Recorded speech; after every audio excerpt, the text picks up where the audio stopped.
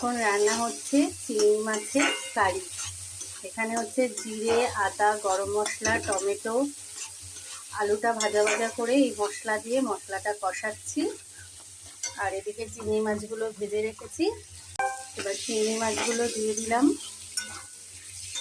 মশলাটা দেখো তেল ছেড়ে এসছে। এবার এর মধ্যে দিয়ে দেবো একটু গরম জল।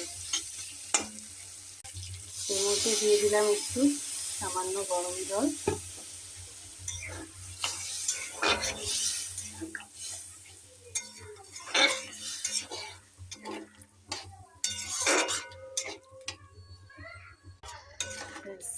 আলুগুলো সেদ্ধ হয়ে গেছে।